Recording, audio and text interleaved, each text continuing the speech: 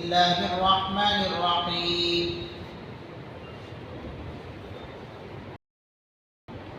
الحمد لله وكفى وسلام على عباده الذين اصطفى أما بعد فإن خير الحديث كتاب الله وخير الهدي هدي محمد صلى الله عليه وسلم وشر الأمور محدثاتها وكل محدثة بدعة وكل بدعة ضلالة وكل ضلالة في النار. عن أبي هريرة رضي الله عنه أن رجلا شتم أبا بكر والنبي صلى الله عليه وسلم جالس يتعجب ويتبسم فلما أكثر رد عليه بعض قوله فغضب النبي صلى الله عليه وسلم وقام فلحقه أبو بكر وقال يا رسول الله صلى الله عليه وسلم كان جالس فلما رددت عليه بعد قوله غضبت وقمت قال كان معك ملك يرد عليه فلما رددت عليه وقع الشيطان ثم قال أبا بكر ثلاث كلهن حق ما من عبد ظلم بمظلمة فيقضي عنها لله عز وجل إلا أعز الله بها نصره وما فتح رجل باب عطية يريد بها صلة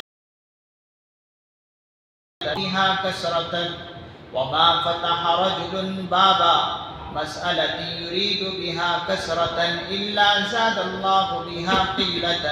رواه أحمد. وعن أبي هريرة رضي الله عنه قال قال رسول الله صلى الله عليه وسلم قال موسى بن عمران عليه السلام يا رب من أعز عبادك عندك قال من إذا قدر أغفر. عن عبد الله بن عمر رضي الله عنهما جاء رجل إلى النبي صلى الله عليه وسلم فقال يا رسول الله صلى الله عليه وسلم كم أعفو عن الخادم فصمت عنه النبي صلى الله عليه وسلم من قال يا رسول الله صلى الله عليه وسلم كم أعفو عن الخادم قال كل يوم 70 مرة. رواه الترمذي. حضرت ابو ہریرہ رضی اللہ عنہ سے روایت کہ ایک شخص نے حضرت ابو بکر صدیق رضی اللہ عنہ کو گالیاں دی اور رسول اللہ صلی اللہ علیہ وسلم تشریف فرما تھے اور آپ اس شخص کے مسلسل گالیاں دینے پر اور حضرت ابو بکر رضی اللہ عنہ کے صبر کرنے پر اور خاموش رہنے پر تعجب اور تبسم فرما رہے تھے.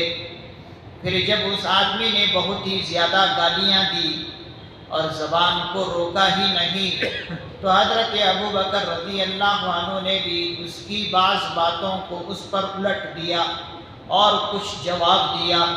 بس رسول اللہ صلی اللہ علیہ وسلم کچھ ناراضی کے ساتھ وہاں سے اٹھ کر چل دیے. حضرت ابو بکر رضی اللہ عنہ کو اس سے بہت فکر لاحق ہوئی اور وہ بھی معذرت کے لیے اور حضور کی ناراضی کا سبب معلوم کرنے کے لیے آپ کے پیچھے چلے. بس حضرت ابو بکر رضی اللہ عنہ آپ صلی اللہ علیہ وسلم کے پاس پہنچے اور عرض کیا یا رسول اللہ صلی اللہ علیہ وسلم یہ کیا بات ہوئی کہ اور آپ وہاں تشریف فرما رہے. پھر جب میں نے کچھ جواب دیا تو حضور ناراض ہو کر اٹھ آئے. آپ صلی اللہ علیہ وسلم نے ارشاد فرمایا جب تک تم خاموش تھے اور صبر کر رہے تھے تمہارے ساتھ اللہ کا ایک فرشتہ تھا جو تمہاری طرف سے جواب دہی کر رہا تھا، پھر جب تم نے خود جواب دیا تو چلا گیا اور شیطان بیچ میں آ گیا، کیونکہ اسے امید ہو گئی کہ وہ لڑائی کو اور آگے بڑھا سکے گا۔ اس کے بعد آپ صلی اللہ علیہ وسلم نے فرمایا، اے ابو بکر، 3 باتیں ہیں جو سب کی سب بالکل حق ہیں۔ پہلی بات یہ ہے کہ جس بندے پر کوئی ظلم و زیادتی کی جائے اور وہ محض اللہ عز و جل کے لیے اس سے درگزر کر دے، بدلہ نہ لے، تو اللہ تعالیٰ اس کے بدلے میں اس کی بھرپور مدد فرمائیں گے، یعنی دنیا اور آخرت میں اس کو عزت دیں گے۔ اور دوسری بات یہ ہے کہ جو شخص صلہ رحمی کے لیے دوسروں کو دینے کا دروازہ کھولے گا تو اللہ تعالیٰ اس کے عوض یعنی بدلے اس کو اور بہت زیادہ دیں گے۔ اور تیسری بات یہ ہے کہ جو آدمی ضرورت سے مجبور ہو کر نہیں بلکہ اپنی دولت بڑھانے کے لیے سوال اور گداگری کا دروازہ کھولے گا تو اللہ تعالیٰ اس کی دولت کو اور زیادہ کم کر دیں گے۔ دوسری روایت حضرت ابو ہریرہ سے ہے، حضرت ابو ہریرہ رضی اللہ عنہ ہے کہ رسول اللہ صلی اللہ علیہ وسلم نے ارشاد فرمایا کہ حضرت موسیٰ ابن عمران علیہ السلام نے اللہ تعالیٰ کی جناب کیا، پروردگار آپ کے بندوں میں آپ کی بارگاہ میں زیادہ باعزت ہیں۔ ارشاد فرمایا، وہ بندے جو قصوروار پر قابو اور سزا دینے کی قدرت رکھنے کے بعد اس کو معاف کر دے۔ یہ 2 حدیثیں جو تلاوت ابھی کی گئی اس کا ترجمہ ہوا اور مزید ایک اور حدیث کی تلاوت ہوئی۔ ان حدیثوں میں اللہ کے پیغمبر صلی اللہ علیہ وسلم نے اپنی امت کو ان خاص باتوں کی ترغیب فرمائی ہے جو کہ اسلام میں بہت اہم باتیں ہیں۔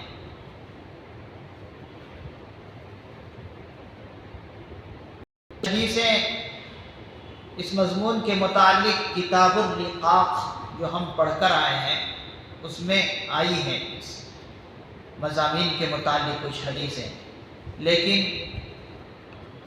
اس وقت کچھ حدیثیں صاحب مصنف نے یہاں پر ذکر فرمائے ہیں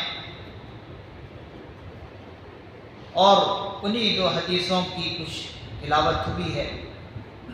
یہاں پر بتایا، حضرات محدثین نظام فرماتے ہیں کہ قصوروار کو اور اپنے مجرم کو معاف کر دینے پر کیا اللہ تعالیٰ اجر عطا فرماتے ہیں، اس کی فضیلت یہاں پر ذکر کی گئی۔ اللہ کے پیغمبر صلی اللہ علیہ وسلم نے فرمایا کہ مجھے میرے رب نے 9 باتوں کا خاص طور سے حکم فرمایا۔ کتنی باتوں کا؟ 9 باتوں کا میرے رب نے، میرے پروردگار نے مجھے خاص 9 باتوں کا حکم فرمایا، اور ان میں سے ایک بات آپ نے یہ ذکر فرمائی کہ مجھے حکم ہے، حضور فرماتے ہیں کہ مجھے حکم ہے کہ جو کوئی مجھ پر ظلم و زیادتی کرے میں اس کو معاف کر دیا کروں، مجھ پر جو بھی ظلم کرے اس پر معاف کر دیا کروں۔ اس پر پہلی حدیث حضرت ابو ہریرہ کی ہے۔ اس میں ایک خاص واقعہ ذکر فرمایا کہ حضرت ابو بکر صدیق رضی اللہ عنہ جو تمام انبیاء کرام علیہ السلام کے بعد، تمام انبیاء علیہ السلام کے بعد سارے بندوں میں سب سے زیادہ مقام اور مرتبہ رکھنے والے حضرت ابو بکر صدیق رضی اللہ عنہ۔ نبیوں کے بعد سب سے زیادہ بندوں میں زیادہ مقام اور مرتبہ رکھنے والے وہ حضرت ابو بکر صدیق ہیں۔ ان کے ساتھ کیا واقعہ پیش آیا، حضرت ابو ہریرہ کی حدیث ذکر کی گئی کہ ایک شخص حضرت ابو بکر صدیق رضی اللہ عنہ کو گالیاں دے رہا، اناپ شناپ کی گالیاں، اور بہت بری گالیاں دے رہا، اور اسی مجلس میں حضور علیہ الصلوۃ والسلام بھی۔ دیکھیے کتنا اہم موقع ہے اور کتنی بڑی آزمائش ہے حضرت ابو بکر صدیق رضی اللہ عنہ کے لیے، کہ کتنا ایک بدنصیب انسان ہے کہ حضور کی مجلس میں حضرت ابو بکر صدیق رضی اللہ عنہ بیٹھے ہیں اور وہاں پر اناپ شناپ کی بہت دیر تک حضرت ابو بکر صدیق رضی اللہ عنہ ان کی گالیوں کو سنتے رہے، بہت دیر تک۔ یہاں پر کہہ سکتے ہیں کہ انہوں نے اس قسم کا تحمل اور برداشت کرنے کا جو ایک مزاج ہونا چاہیے، حضرت ابو بکر صدیق نے وہ مظاہرہ یہاں پر پیش کیا کہ گالیاں پر گالیاں دے رہا ہے لیکن برداشت کر رہے ہیں۔ کون؟ حضرت ابو بکر صدیق رضی اللہ عنہ، جن کو کئی ساری فضیلتیں حاصل ہیں، کئی ساری فضیلتیں حاصل ہیں۔ حضور نے حضرت ابو بکر صدیق کے لیے یہاں کہ میں نے دنیا میں ہر ایک انسان کے احسان کو چکا دیا، بدلہ ہر ایک انسان کا میں نے دے دیا، صرف ایک ابو بکر کا بدلہ دنیا میں چکا نہیں پایا، کل قیامت کے دن اللہ تعالیٰ میری طرف سے حضرت ابو بکر صدیق کو بدلا دیا۔ وہ ذات ہے حضرت ابو بکر صدیق کی۔ تو کرتے رہے، صبر کرتے رہے، اور حضور بھی کہ گالیاں پر گالیاں صدیق اکبر کو یہ شخص دے رہا ہے، اور کچھ نہیں حضور فرما، بلکہ دیکھ کر اور تعجب صدیق اکبر کو دیکھ کر تبسم فرما رہے ہیں، مسکرا کہ کیا میرا یہ ساتھی ہے، کیا میرا یہ یار غار ہے، غار میں رہنے والا میرا ساتھی، کہ ہر موقع پر اس نے مجھے ساتھ دیا۔ تعجب اور تبسم فرما رہے ہیں۔ لیکن جب اس شخص نے حدوں کو پار کر دیا تو صدیق اکبر رضی اللہ عنہ نے ان کو روکنے کی، جب نہیں رکا وہ شخص تو ان کی باتیں انہی پر الٹ گئی۔ گالی اس نے دی ہوگی، اس گالی کو کہا کہ وہ تیرے ہی پر پڑے۔ حضور نے سنی صدیق اکبر کی طرف سے تو حضور ناراض ہو کر اس مجلس سے اٹھ گئے۔ اب جب وہاں سے ناراض ہو کر اٹھ کر چل پڑے تو اب حضرت صدیق اکبر رضی اللہ عنہ سے رہا نہیں کہ ایسی بات میں نے کر دی اس وقت کہ اللہ کے پیغمبر اس مجلس سے اٹھ کر چلے گئے، فوراً یہ مسئلہ کیا ہوا کیا نہیں چھوڑا، اب پیچھے حضور کے پیچھے چل رہے اس سے جا کر ملاقات ہو گئی، اور حضور سے جا کر معذرت کے ساتھ کہا کہ اللہ کے رسول صلی اللہ علیہ وسلم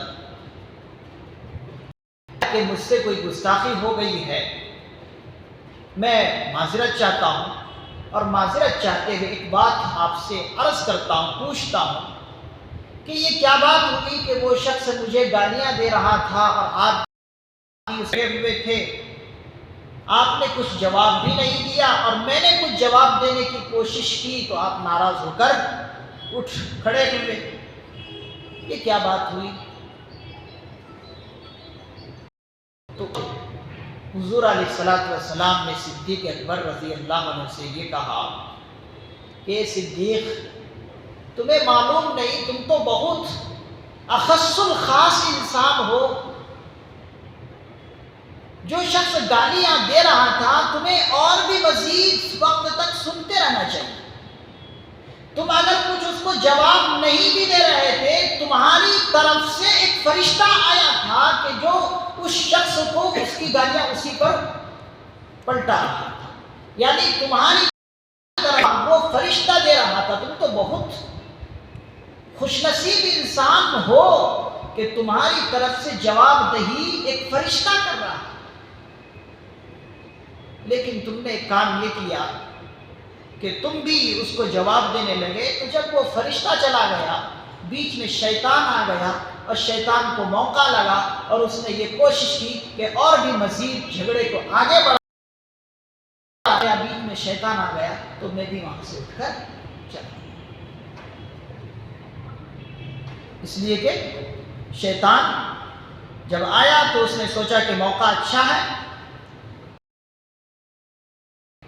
اس کے بعد حضور نے حضرت ابوبکر صدیق رضی اللہ عنہ کو 3 باتوں کی تلقین فرمائی اور کہا کہ دیکھو یہ 3 باتیں ہمیشہ یاد رکھو.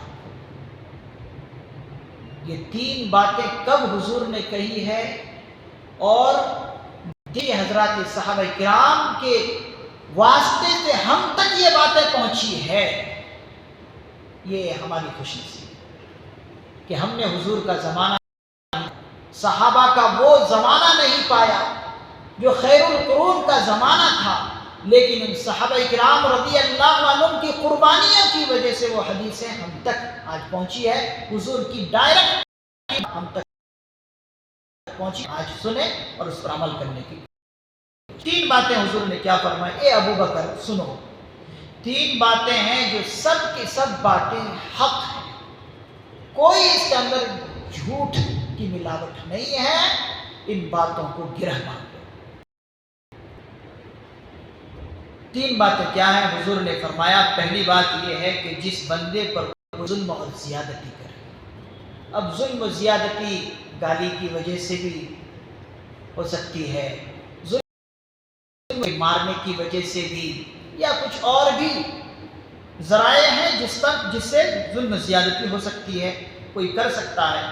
تو کہتے ہیں حضور علیہ الصلوۃ والسلام فرماتے ہیں کہ جب جس بندے پر کوئی ظلم اور زیادتی اور وہ محض اللہ عز و جل کے لیے اس سے درگزر کرے کہ بندے نے مجھے جو زیادتی کی اللہ کے واسطے اسے معاف کر دے، اس سے کوئی بدلہ نہ لے، تو اللہ کے پیغمبر صلی اللہ علیہ وسلم نے فرمایا اللہ تعالیٰ اس کی بھرپور مدد فرمائے. گویا کہ اللہ اس بندے کی طرف سے کفیل ہو گیا. اللہ رب العزت گویا کہ اس بندے کو جواب دے دیا. اب جب اللہ ہمارا ہو جائے تو پھر اس سے بڑی چیز اور کیا ہے. تو حضور علیہ السلام نے فرمایا اللہ کی بھرپور مدد، ظلم اور زیادتی کا بدلہ نہ لے بلکہ درگزر سے کام لے. حضور فرماتے ہیں کہ دنیا اور آخرت میں اس کو عزت عطا فرمائے گی. عزت عطا فرمائے گی. کون فرما رہے ہیں؟ حضور علیہ الصلوۃ والسلام. اور کون عطا کریں گے عزت؟ اللہ رب العزت. تو آج سے ہم یہ عہد کریں کہ کوئی اگر ہم پر ظلم و زیادتی کرے تو ہم اسے اللہ کے لیے معاف کر دیں. اللہ کے لیے جب ہم معاف کر دیں گے تو اس کے ظلم اور زیادتی کرنے کی وجہ سے اور اس کہ ہمیں حقیر اور ذلیل سمجھنے کی وجہ سے ہم حقیر اور ذلیل نہیں ہوں گے بلکہ ہماری عزت کو اللہ تعالیٰ اور بڑھا دے گا. یہ کون کہہ رہے ہیں؟ حضور علیہ الصلوۃ والسلام کی ذات گرامی کہ ہماری آنکھیں دیکھ کر کوئی بات جھوٹ بول سکتی ہے لیکن حضور کی باتیں کبھی جھوٹ نہیں ہو سکتی. شرط یہ ہے کہ ہم اس پر یقین کریں. یہ پہلی بات. دوسری بات یہ ہے کہ جو شخص صلہ رحمی کے لیے دوسروں کو دینے کا دروازہ کھولے گا، کوئی مجبور شخص ہے، کوئی ضرورت مند شخص ہے، کوئی احتیاج مند شخص ہے، آپ کی صلہ رحمی کا وہ بندہ حقدار ہے، آپ اس پر صلہ رحمی کیجئے، آپ ان کو دے دیجئے کچھ. تاکہ اس بندے کا کام بن جائے اور وہ بھی تمہارے جیسے زندگی آسانی سے گزار سکے. صلہ رحمی کرو. اگر تم نے صلہ رحمی کا دروازہ کھولا تو اللہ رب العزت اس شخص کو کیا کریں گے؟ اور بڑھا کر اللہ تعالیٰ اور مزید اضافہ کریں گے، کمی نہیں کریں گے. آج تک یہ ریکارڈ ہے ہی نہیں کہ کسی نے کسی کی مدد کی اور مدد کرنے کے بعد وہ شخص مجبور اور لاچار ہو گیا. یہ ریکارڈ ہے ہی نہیں آج تک. جس نے کسی بندے کی مدد کی اللہ نے اس کو اور اضافہ کر کے دیا ہے اور انبار لگا کر دیا. گویا کہ اس طرح کہہ دیا کہ چھپر کھول کر اللہ نے اس کو دیے، چھپر پھاڑ کر اللہ نے اس کو کبھی کمی نہیں کی. تو آج ہم جب کسی کو دیتے ہیں تو سمجھتے ہیں حضور علیہ الصلوۃ والسلام کہہ رہے ہیں، ہمیں اس پر یقینی ضروری ہے. اعتماد اور بھروسہ کر کے بھی کریں انشاءاللہ کبھی. اور تیسری بات حضور نے یہ فرمائی، جو آدمی ضرورت سے مجبور ہو کر نہیں، سب کچھ ہے دیا ہے اللہ نے سب کچھ، لیکن تب بھی کسی کے سامنے اور مزید اپنے مال کو بڑھانے کے لیے ہاتھ پھیلاتا ہے کسی کے سامنے،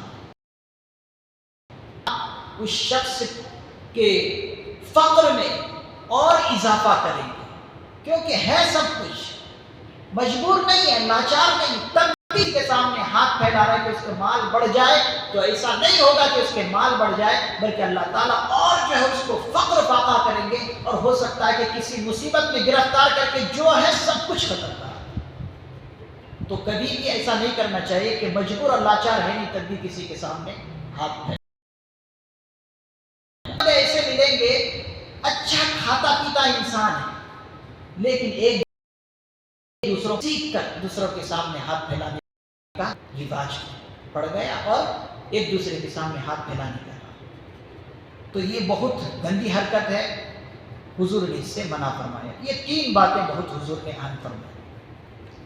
پہلی بات تو یہ فرمایا کہ ظلم و زیادتی کو معاف کر دے. اس کے بارے میں شارحین حدیث فرماتے ہیں کہ انصاف کے ساتھ ظلم کا بدلہ لینا اگرچہ جائز. کسی نے ظلم و زیادتی کی ہم پر کسی نے، تو انصاف یہ ہے کہ بدلہ لے سکتے. قرآن کریم کی ایک آیت ہے وَجَزَاءُ سَيِّئَةٍ سَيِّئَةٌ مِثْلُهَا فَمَنْ عَفَا وَأَصْلَحَ فَأَجْرُهُ، کہ برائی کا قانونی بدلہ اسی کی مثل برائی ہے. یعنی جس درجے کی زیادتی کسی نے کی اس کے بدلے میں اس کے ساتھ اسی درجے کی زیادتی کی قانوناً اجازت ہے، شریعت اجازت دیتی ہے. لیکن اگر کوئی بندہ انتقام اصلاح کی کوشش کرے تو اس کو خاص اجر عطا فرمائیں گے اللہ تعالیٰ. بدلہ لینے کی اجازت ہے، لیکن اتنا ہی جتنا اس نے کیا ہے ظلم و زیادتی. لیکن جب اگر کوئی انسان بدلہ لینا چاہتا ہے، لے رہا ہے، تو ہو سکتا ہے کہ بدلہ لینے میں کچھ زیادتی ہو جائے، کیونکہ کوئی مقدار تو نہیں ہے کہ اس نے اس مقدار سے کسی پر زیادتی کی ہے.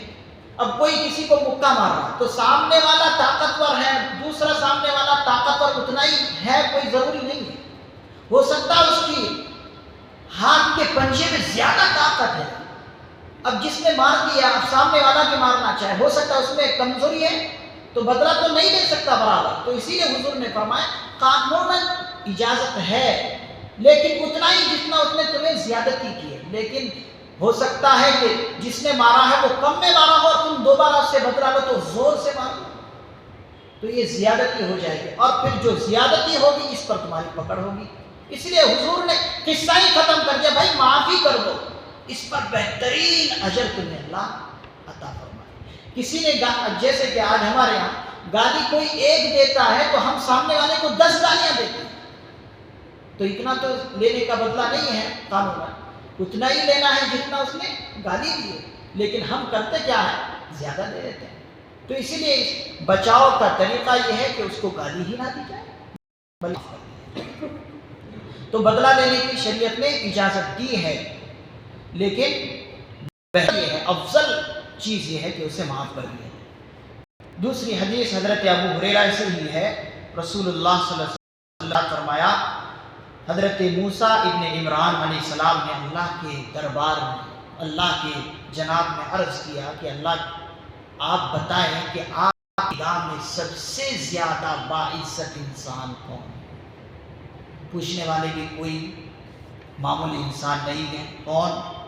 حضرت موسیٰ ابن عمران علیہ السلام، یعنی اللہ کے پیغمبر حضرت موسیٰ علیہ السلام نے اللہ کے جناب میں پوچھا کہ اللہ آپ کی نگاہ میں سب سے بہترین باعزت انسان کون ہے، آپ مجھے بتا دیں۔ تو اللہ کی طرف سے جواب آیا، اے موسیٰ، وہ بندے جو قصوروار پر قابو پانے کے باوجود طاقت ہے، بدلہ لے سکتا ہے، جس نے قصور کیا اس سے بدلہ لے سکتا ہے، انتقام لے سکتا ہے، سزا دینے کی بھرپور طاقت ہے، اقتدار بھی ہے، سب کچھ ہے، لیکن اس کے باوجود جو معاف کر دے وہ اللہ کی نگاہ میں سب سے زیادہ باعزت شخص ہے۔ آج یہ چیزیں ہمارے یہاں ہے نہیں، ہم چاہتے ہیں کہ ہم بدلہ لیں، کیا ہم اس کا کھاتے ہیں، اس کا پیتے ہیں، اس قسم کے جملے ہمارے ہوتے ہیں۔ نہیں بھائی، تم کھاتے نہیں، تم پیتے نہیں، لیکن اللہ کے یہاں تمہیں عزت اور مقام چاہیے کہ نہیں؟ معاف کر دو، بہترین تمہیں مقام مل جائے۔ لیکن اس کے لیے حضرات محدث نظام تشریف فرماتے ہیں کہ قصور کو معاف کرنا، یہ جو اسی قصور کے بارے میں کہا جا رہا ہے کہ ایک فرد دوسرے فرد پر ظلم زیادتی کی، اب معاف کرنے کا جو تعلق ہے یہ نجی زندگی کا تعلق ہے۔ اپنے آپ پر کوئی کسی نے ظلم کیا تو اس کو معاف آپ کر سکتے ہیں، لیکن کوئی حاکم ہے، کوئی امیر ہے، کوئی قاضی ہے، اور اس شخص نے اللہ سے بغاوت کیا ہے، یہاں پر نہ تو کسی قاضی کی دال گلے گی اور نہ کسی امیر کی اور نہ حاکم وقت کی۔ اب یہاں پر اس لیے کہ اللہ کا معاملہ ہے، اللہ کے خلاف اس نے بغاوت کی ہے، اب یہاں پر وہ معاف نہیں کر سکتا، اب اسے سزا دینی پڑے گی۔ یہ جو معاف ہے اپنی نجی زندگی کے مسئلے ہیں، کسی نے مجھے میں دوسرے کو معاف کر سکتا، لیکن اللہ نے بغاوت کی، اب یہاں پر میری دال نہیں گلے گی۔ جو مجھے شریعت کہتی ہے اگر ہو تو میں اس کو سزا دوں، اس لیے کہ اللہ کی حدوں کو اس نے پار کیا۔ اس لیے حضور علیہ الصلوۃ والسلام کے بارے میں اماں عائشہ فرماتی ہے، وَمَنْ تَقَمَ رَسُولُ اللَّهِ صلی اللہ علیہ وسلم بِنَفْسِهِ فِي شَيْءٍ قَطُّ إِلَّا أَن يُنْتَهَكَ حُرْمَةُ اللَّهِ فَيَنْتَقِمُ۔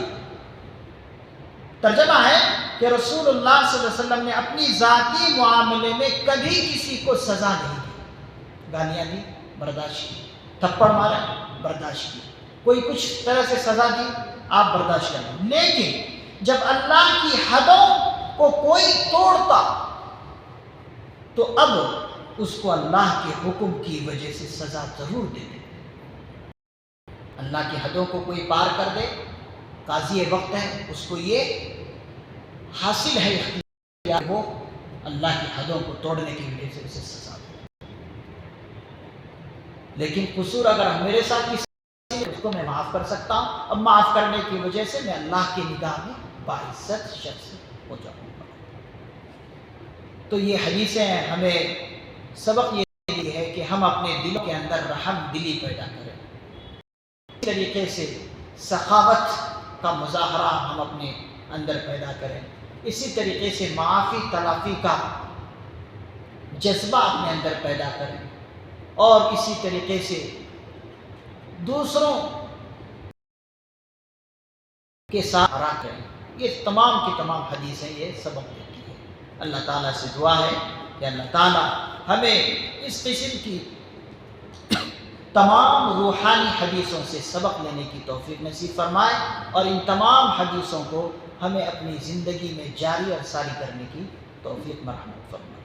سبحان اللہ و بحمدہ، سبحانک اللہم و بحمدک، ونشہد ان لا الہ الا انت، ونستغفرک ونتوب الیک۔ سبحان ربک رب العزۃ عما یصفون، وسلام علی المرسلین، والحمد للہ رب العالمین۔